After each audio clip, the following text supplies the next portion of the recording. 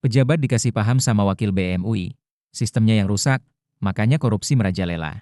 Faktanya, meskipun Presiden Prabowo mengatakan jangan terlibat korupsi dan sebagainya, faktanya korupsi tetap terjadi. Di mana terjadinya? Di program yang paling diperhatikan dan paling ditaruh di etalase depan nih dari pemerintahan Presiden Prabowo gitu.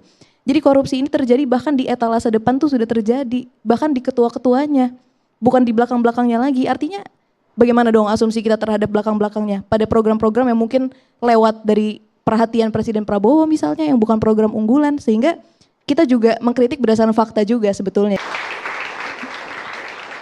Iya, jadi ketika korupsi terjadi, kita juga harus paham white collar crime itu canggih.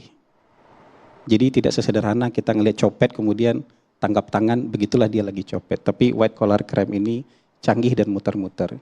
Jadi ketika kita ingin mengungkapnya, kita juga harus punya fakta-fakta yang kuat. Dan sekarang setelah fakta-faktanya kuat, temuan BPKP luar biasa, dan ini langsung dieksekusi tanpa tedeng aling-aling. Presiden berhentikan orangnya, dan orangnya besoknya langsung ditahan, langsung diusut oleh Kejaksaan Agung. Ini sebagai bentuk komitmen, dan itu orang yang sangat dekat dengan Presiden. Jadi bukan orang yang jaraknya 1 kilo dari Presiden, itu orang yang jaraknya 1 meter dari Presiden tanpa tedeng aling-aling. Jadi ini bentuk komitmen untuk mengedepankan pemberantasan korupsi, karena bagian dari asta cita itu juga poin terpentingnya adalah pemberantasan korupsi. Bang Hasan Nasbi ya tadi mengatakan bahwa ini orang terdekat Presiden, sehingga lagi-lagi itu adalah satu bentuk komitmen. Lagi-lagi mungkin disinilah kita agree to disagree ya, bahwa ternyata parameter bagi pemerintah mungkin adalah menangkap orang yang dekat dengan kita, menangkap orang tanpa tedeng aling-aling. Tapi masalahnya bagi mahasiswa dan bagi rakyat mungkin ya, keberhasilan itu adalah ketika tidak ada lagi korupsi bagaimanapun juga, sehingga yang harus dikejar adalah sistem bukan perorangan gitu.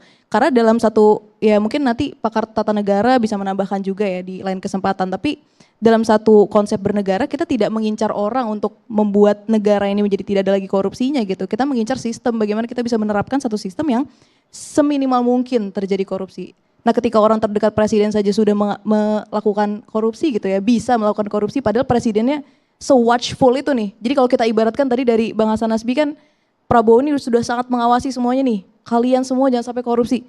Tapi di sini aja ada yang korupsi, gimana yang di sana, jauh-jauh di sana. Jadi sebetulnya lagi-lagi menurut kita adanya korupsi dan ditangkap dan sebagainya itu bukan bukti keberhasilan Bang. Tapi itu adalah bukti bahwa sistem yang dibentuk itu masih gagal untuk menghindarkan kita dari kerugian korupsi.